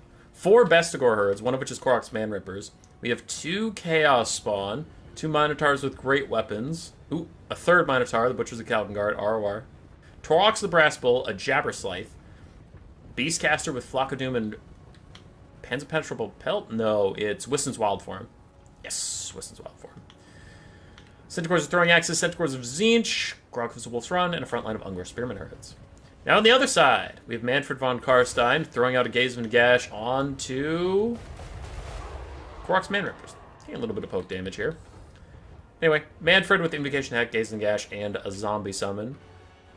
Skink Skirmishers, Skink Cohorts mixed in with a Peasant Long Spear and Skeleton Spearman front line. So a nearly unbreakable front line of spears from the undead forces and a little bit of Grand Cathay. Couple Iron Hill Gunners, double Corpse Cart, which we did see last time. The Corpse Carts buff up any troops, not just their faction's undead. So that'll buff up the Tomb Kings, but also buff up Grand Cathay's troops. We have 1 Grand Cannon to force them in, a Lord Magistrate once again, but this time with Inspired Attack. Ooh, no, Inspired Marksmanship and Inspired Defense. Gotcha. Cool. Skink Priest of East with Flock of Doom, Final Translation Caster, the Ushapti Greatbow ROR, Cetra the Imperishable up on his Kitty Cat with Protection and Incantation of Vengeance. Some Skinks with Javelins here and there. And we do have Croc Garb. No healing for him, as none of these guys brought a healing caster. Manfred doesn't count. Invocation Axe only undead. So we'll see what Croc Garb can do with his 1 mortal life. Razel's Throwing Axe is doing a lot of damage to Manfred. Razel's both excellent with the Beastman Skirmish Cav, but also Manfred is doing his best to dodge. He is dodging much better now. The first couple of volleys, it didn't look like he dodged that much, but now he's dodging better. And the Chosen of the Gods are destroying some Minotaurs right now. Another Gaze of Nagash is out, doing a little bit of poke to Korok's Man-Rippers. The advance is going to be tough, though. When you're dealing with the Ushapti Greatbow, ROR, and a cannon, and Manfred, and Krokar just shooting missiles at you the whole time, it's going to be pretty rough. Once we get into the melee, however, it's all about how long that front line can hold, because there's nothing to back it up. Like, there's nothing in this army that can run forward and really help you out. As Torox dives in, he's going to have to fight Krokar immediately. Krokar pops all of his buffs and goes hunting.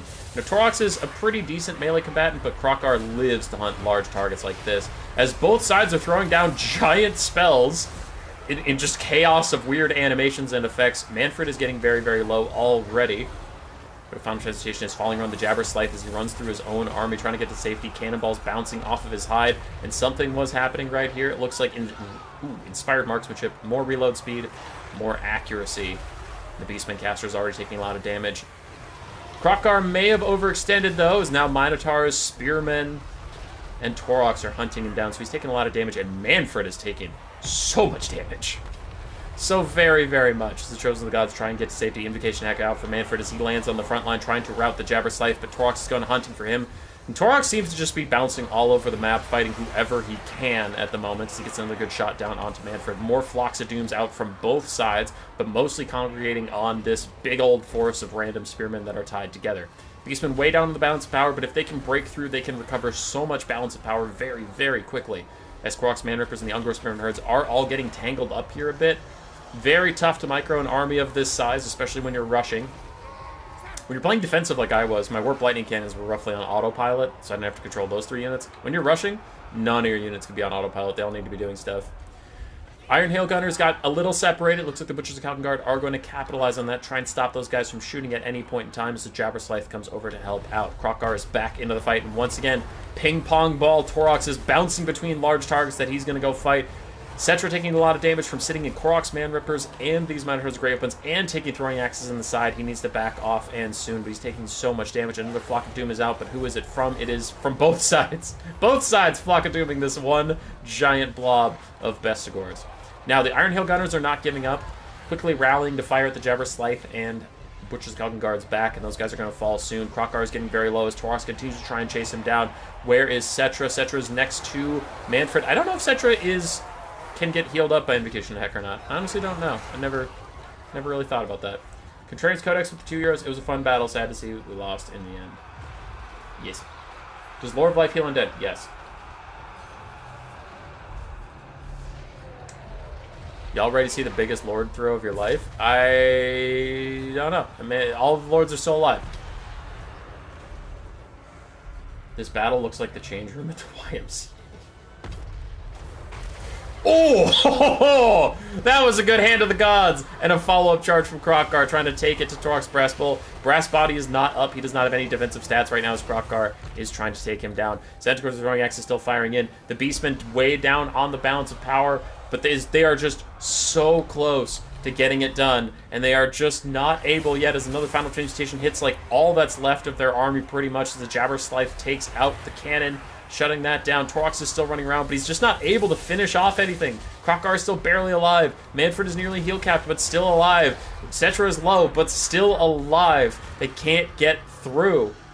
The undead front line still holding. Those spearmen literally unbreakable to the very end. As Torox gets another shot onto Krokgar. Krokgar is going to rout 400 HP if Torox can get another hit. There it is. Krokgar is down, but it's just as the Beastman army losses hits. He wanted to take at least one Lord with him. But the cool new guys get their second W. Torox with 2,300 value.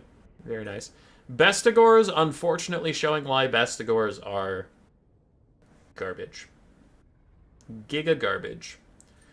Minotaurs did okay. Chaos Spawn struggled a lot. Jabberslythe did its best. You do some tricking, we do some tricking. Contrarian, that's not nice. You shouldn't do that. Only I'm allowed to trick people. Cetra and the Ushabti Great Bows did well. Straw Bowstat. I don't know why that name fucks me up so much. Final Transcaster got a lot of value. Cannon got a lot of value. That's pretty good. Manny Manfred did not get a lot done, unfortunately, but his spears held and the corpse carts provided a lot of buffs. And for La Luna, Krokgar failed La Luna. Luna played great with Krokgar. A lot of great charges that he just didn't connect on for some reason. Like, didn't deal that much damage. Skinks did okay. Beastcaster did fine. GG. The best of the Gores. Best Gores, more like worst of Gores, am I right? Incars, you're so right, dude. You're so freaking right. I really hope the four win this next battle, just so... Oh no, but it's against Incars! I can't root against Incars. That's messed up. What to do? My boy Incars, or hoping for a 3-3 going into the finals? Let's see. On the other side, Rider of Rohan, Koops, the Gentle Rat. Jepardu. All right, 3 cool people and 1 horrible, horrible human being. I don't feel as bad anymore. Now I can root against Incars because there are good lads on both sides. And then there's Jep, which pass. Jep's gonna come out of nowhere in the chat and be like, "What the fuck? What did I do?"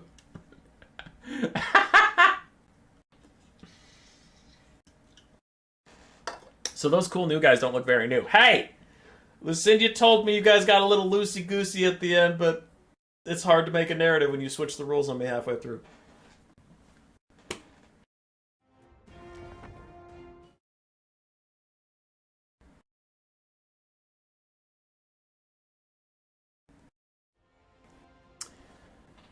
Alrighty. Koops, Rider of Rohan, Gentle Rat, and Jepardu versus Incars. Now, it was pointed out, and I guess I'll mention it. This is not a new player team. These are four... I don't know if Jep is a veteran. Like, I wouldn't call him a veteran, but he's solid. The other three are veterans. So it's 3 veterans of small armies versus Inkars, who's also very good on a big army. I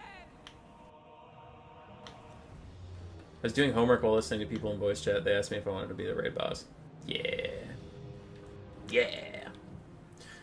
We got a full surround in against the Vampire Coast. So a High Elf flank has 4 Shadow Walkers and a Lethanar, mixed in with some Wood Elf, Great Stag Knights, and Dryads. And then the Goblins brought Wolf Riders throughout the woods, including the Moon Howlers, and then Goblin Wolf Rider Archers, the Teef Rabbos, Goblin Wolf Chariot, Morgur's Mangy Marauders, and a Goblin Great Shaman with Curse of the Bad Moon, Vindictive Glare, and Sneaky Stabbin'. Elsewhere, Witch Elves in the woods from the Dark Elves, Bleak Swords out in the front line with a Firecaster who has Burning Head. And there's the Wood Elf Mage, High Mage with Apotheosis and Soul Quench. Cool. For the Vampire Coast, we have some Shade Wraith Gunners who are struggling against Shadow Walkers and Lethanar right now.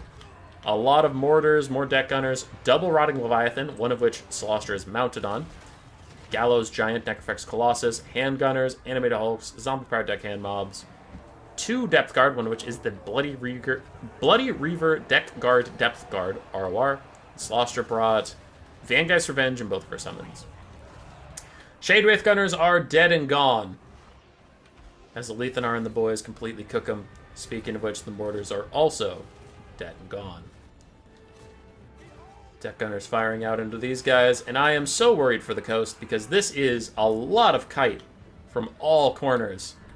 They're just going to take out their range and then force them to walk slowly into their death. A Burning Head going through the black spot, and the Deck Gunners and the Mortars. Biggest Burning Head of our lifetimes, friends. That is an 800 value Burning Head. But like we can see, the Animated Hulks and the Deck Guard are being pushed out. Just push away the kiting. Damn Knights Errant also charge in to stop the kiting. Some Great Stag Knights were held in reserve. Looks like they're going to try and charge in now and save some of the Shadow Walkers. Broader Prometheans also being stopped by Great Stag Knights. The Vampire Coast holding okay on the bounce power for now, but I think, yeah, once the Gallows Giant gets the target of the Archers, it's going to take so much damage and it's very expensive. So that tracks. That Burning Head. Make sure you catch the Soul Quench. You missed the Soul Quench. I miss a lot of things.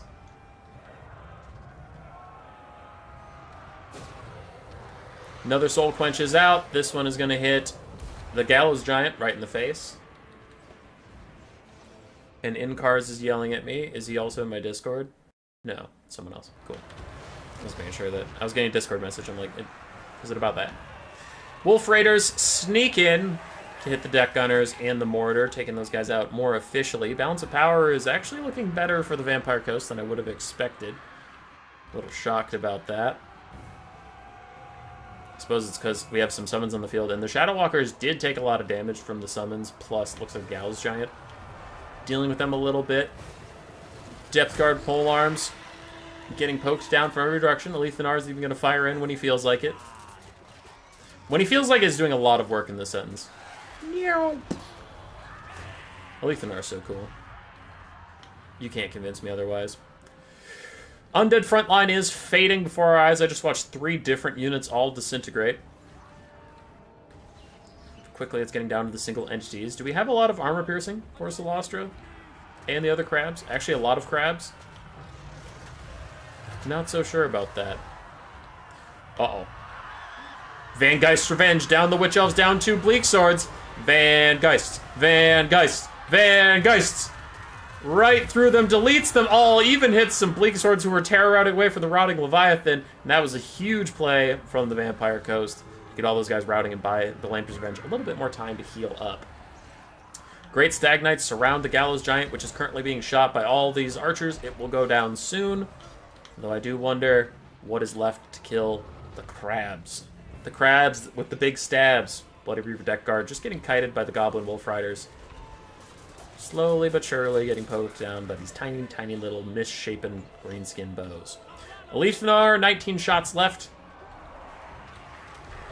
Big, strong, armor-piercing Elithanar. The crab blob is forming up. The kite forces don't have much of a front line left. As the T-Frabas are going to go cleaving through these guys. Itchy nose.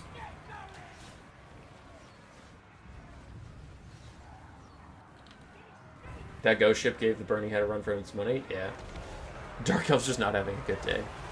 Another Burning Head down the line. I guess you might as well throw it out. They're just trying to get their leadership down a little bit. Maybe get this guy to start crumbling. Maybe.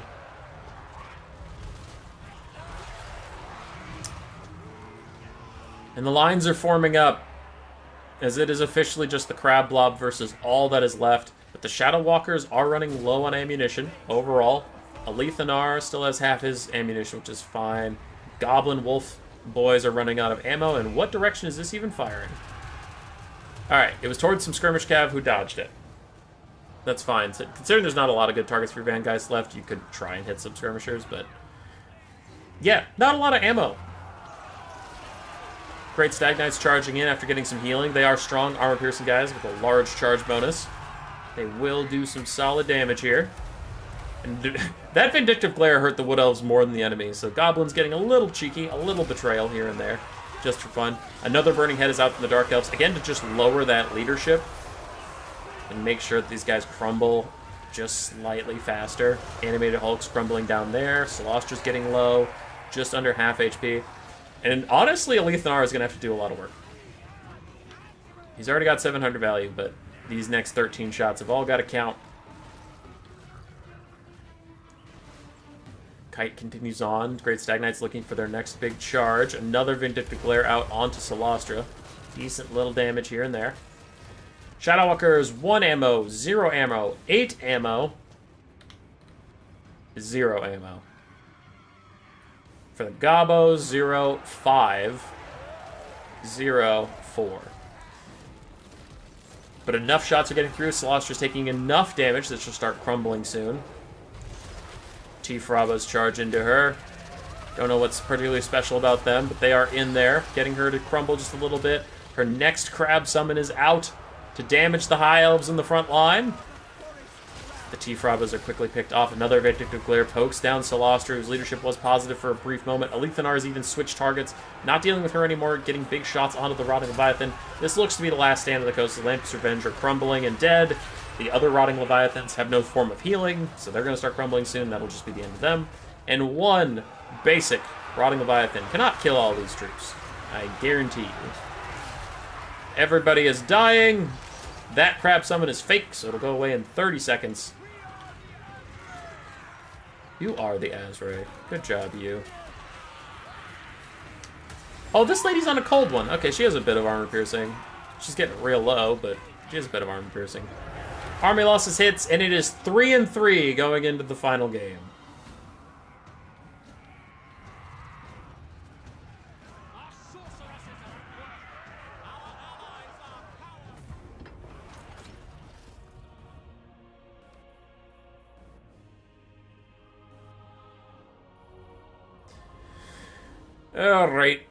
Alright, 1 second. I got yelled at, which means I have to fix things.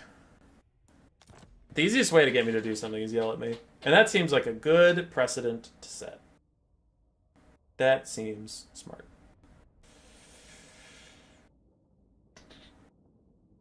He wanted me to watch a Soul Quench that I missed, so I guess I'll go do that. It's fine.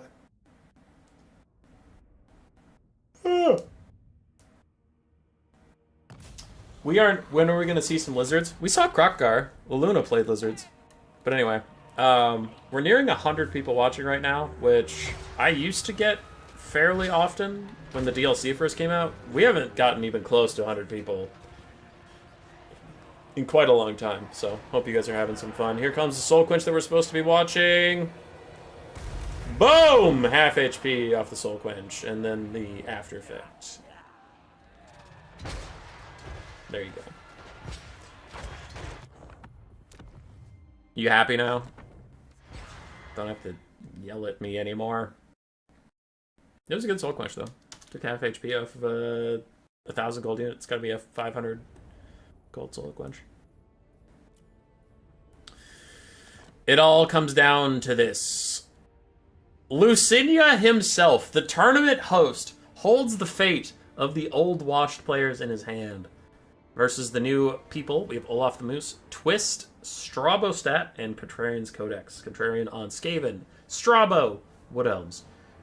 Twist, Aquitaine, Olaf on Lizardmen. Hey, Lizardmen, you wanted Lizardmen? We got Lizardmen. Hey, look at that. Look at that. Maybe take that. And then Lucinia is betting the entirety of the old wash dude's reputation on fucking Nurgle. Okay, whatever, dude. Caro, first time here. I've seen Human Boy play on Turin's channel, but today the algo told me that Human Boy was live. What up, dude? Yeah, we are live. We hope you enjoy yourself. And if you don't enjoy yourself, get out of here! Just get out of here! No, I'm kidding. Well, yeah, actually, yeah. If you don't enjoy yourself, then yes, you should probably leave and do something you do enjoy, but that's more of a general statement. I don't advocate people to watch my content if they don't like it.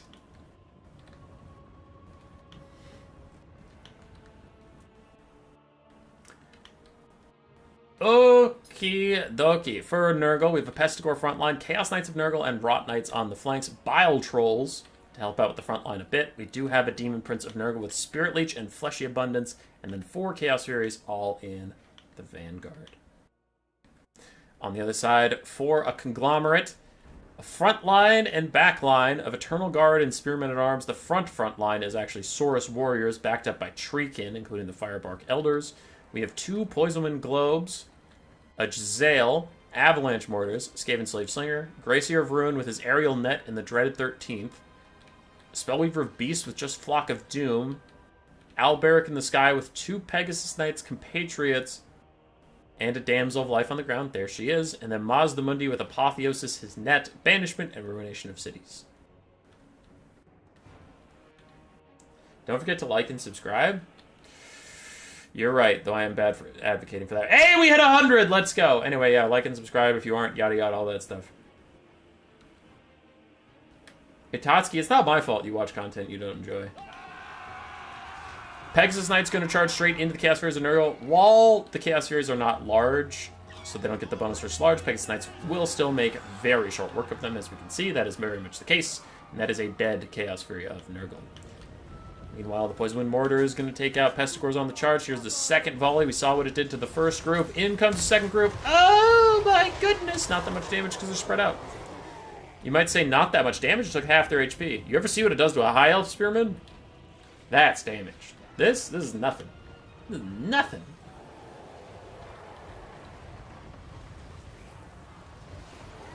I will. Ruination will be nasty those big blobs, probably.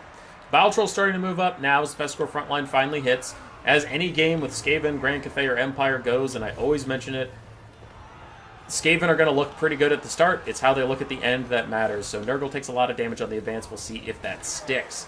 Now, there is a net on him in the sky, but not a lot of follow-up punishments, like just rattling guns or anything that can really take him down. Stream of Corruption goes through some of the Saurus Warriors. Already, Pestigores are starting to break, though. The Chaos Furies are in some parts. The Pegasus Knights doing a really good job zoning these guys out, and Nurgle is just having the worst of days. Still, Chaos Knights and Rot Knights are around. They're trying to get involved, maybe, possibly somewhere. It seems to be a difficult cookie to crack. They did find a little gap. Maybe they can get in there. Rot Knight's taking some Avalanche Mortar fire. And other Knights are getting in through there. I heard the whoosh whoosh of Ruination of Cities, but I missed where it was, so I guess we just don't get to learn that if the Rot Knights are in. And now is Nurgle's time to shine. Can they kill the Avalanche Mortars and the Warplock Jezzails and just kill 2,500 value in the blink of an eye? We will see. So far, it looks like no, as the Rot Knights are mostly pushing through people rather than actually damaging them. More Chaos Furies are shut down. Nurgle is crying in pain and despair as Eternal Guard are fucking up his Chaos Knights as Rot Knights get taken out by Alberic de Bordeleau. And all hope is lost. This is official. This game is over. Ogre Kingdoms. Avalanche Mortars finally routed off. Jezzail's mucked up. But a Dread 13th onto some Bile Trolls and a Pestigore Herds means those guys will be running away. Ooh, you overcasted it to get the Sword and Shield version. Why? Halberds are better. There's a Grail Relique, too. Grail Relique buffed up Sora Spears. That seems fair. That seems cool. Why not? Pegasus Knights and Alberic dive onto the Demon Prince of Nurgle. That should put the capstone on this game. I really don't see what Nurgle's going to do. They haven't even managed to get through the front line, and their flanks are just falling apart. Nurgle sucks. D-tier faction, please buff. And you think I'm joking, but I'm actually serious. Nurgle does suck. Nurgle's trash. He just got a DLC, and he's still trash. Steam Tank rework, unkillable OP garbage. Thunder Barge, OP unkillable garbage. Landship, OP unkillable garbage. What did Nurgle get? A Toad Dragon. Just garbage. Not OP and unkillable, just garbage. Toad Dragon sucks so bad. Alright. Chaos Knight's still trying to do a bit of disruption, but it's just... There's just nothing left, man. You look around, and Nurgle's taking so much damage everywhere. It's only their full health Lord that's keeping this balance of power even passable, as the Pestigores are all gone. Most of the Knights are dead. Rot Knights are also dead. This random Chaos Knight of Nurgle is 1/3 HP, and it's like the next healthiest thing on the map besides Demon Prince himself. I guess there's a full health Bile Troll, which... Okay. Bile Trolls also suck. Because Nurgle got them into DLC, so you know they're garbage. Something's happening to my left, right, right! Ruination of Cities murders the Spearmen-at-Arms, but I guess it takes out a Pestigore as well, so sure. That's fine, as Mazda kills the Bretonnian peasants for no reason, just because he's a bad man, I guess. Flock of Doom's going to try and break this flank once and for all. Demon Prince of Nurgle goes to fight his last battle against Mazda Mundi, who promptly ignores him and walks away. Which, oh, okay. It's kind of messed up, you can just ignore him like that.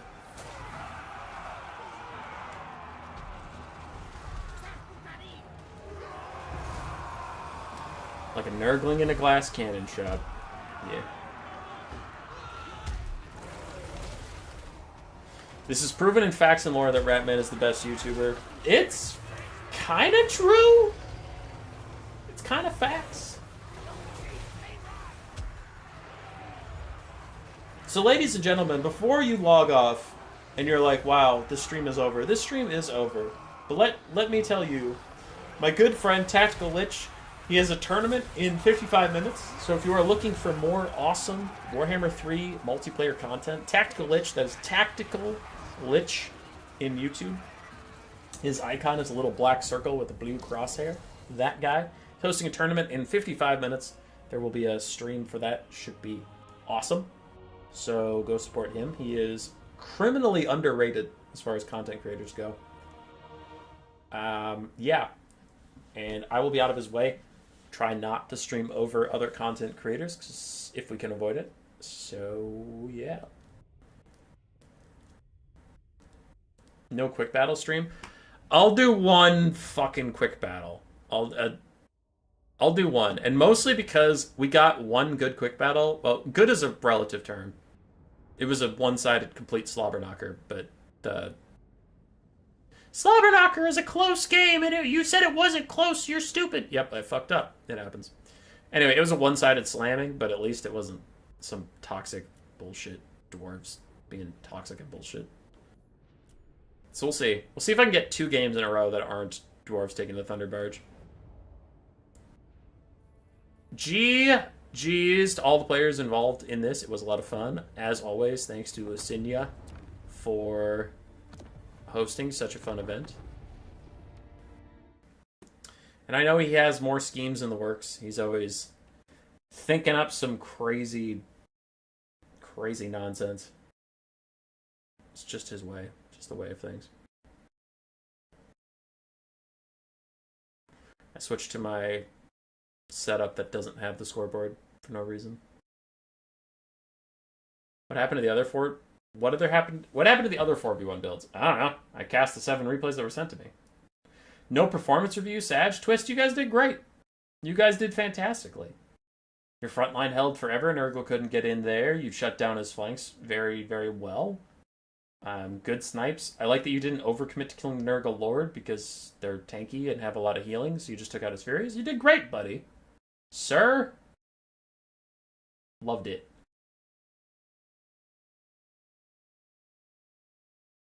Do land battles? Land battle quick play is really sad.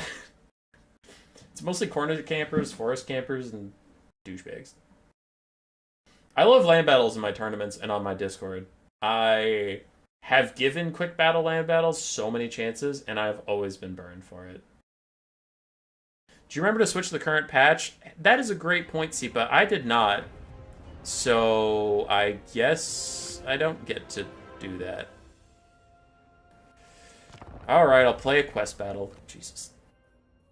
Alright, we'll play a quest battle. Alright, we'll play Treacherous quest battle, Lucky Skull Helm, easy clap.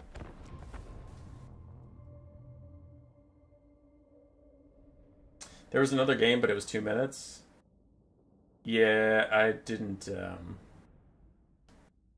get those, so I don't get to comment on those. I only cast the replays I was given. No Thunderbarge? Yeah, not on the right patch. Alright, Tretch, what's your speech? Cease your squeaking and groom yourselves for battle, rodents of Clan Rictus, for the enemy coming to sight. Rate the Chaos factions best to worst? Upwind, unaware of our approach. That's pretty easy. I'll do it after Tretch's thing.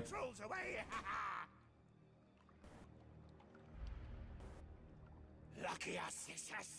We attack while they are weak. We leave only their bones. Alright. Nurgle is currently the worst. Slaanesh is second worst. Yeah, Nurgle is currently the worst. Slaanesh is second worst. Then Warriors of Chaos. Then Khorne. Then Tzeentch. Then Demons of Chaos, I think would be my personal rating. Why didn't the quest give me a caster? This is stupid.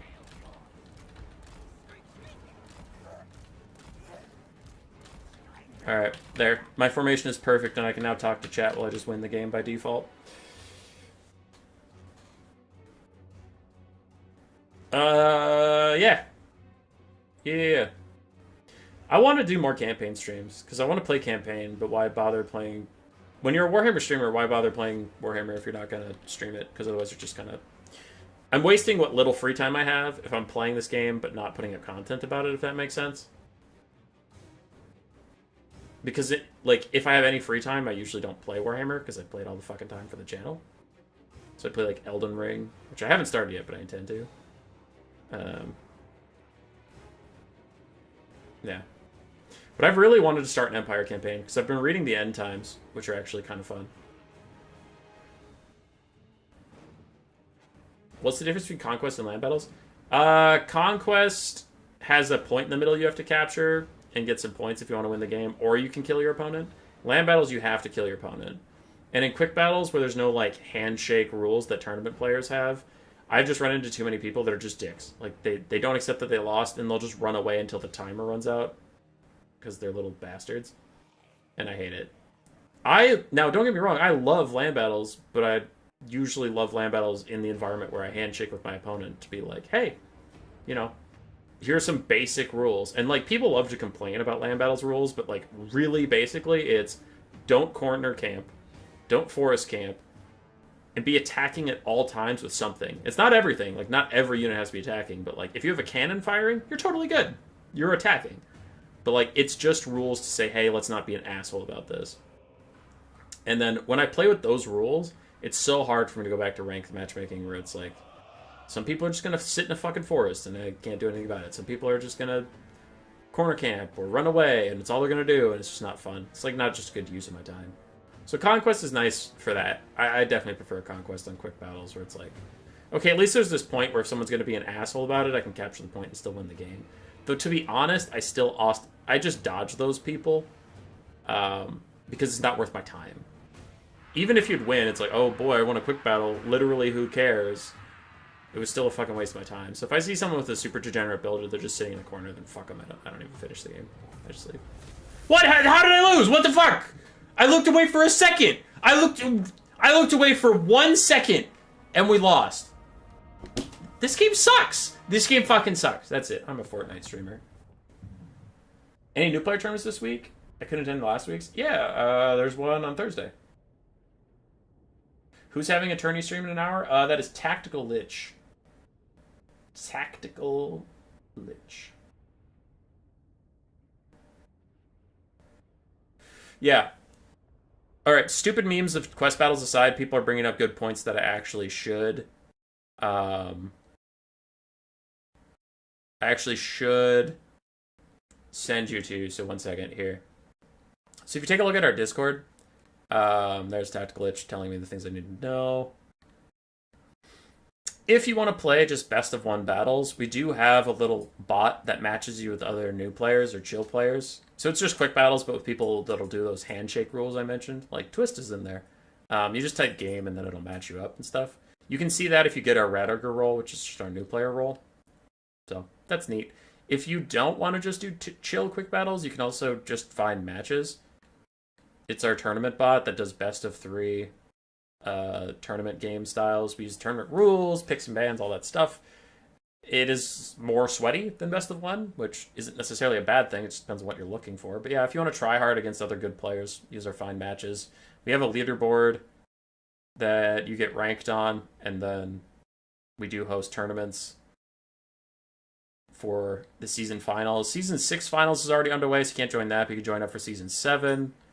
We're doing the Scaven Slaves tournament, gets a custom Discord emote. Clan Rats get $20 gift card. Stormvermin get a $25 gift card. Chieftains get a piece of art with 1 character. Greyseers get a piece of art with 3 characters. So various prizes depending on what rank you were on that leaderboard.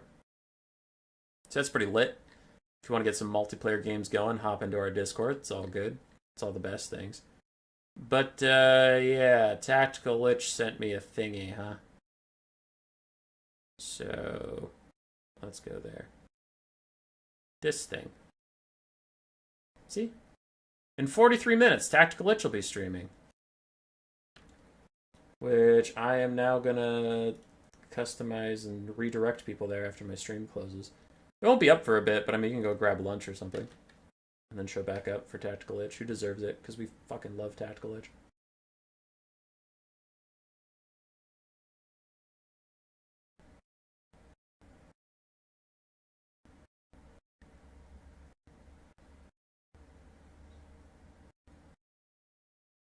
Your whole army routed? What?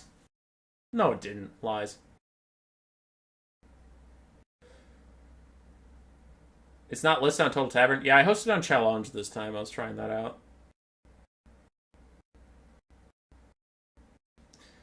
Well, Tactical Lich might be late to his own stream because he's a silly pumpkin man. But, yeah. Alright. I'm leaving. Thanks for the stream, everybody. Goodbye. Goodbye. Hazel also says goodbye. She's just napping. Look at her down there. You can see a little tail wagging. Okay, bye.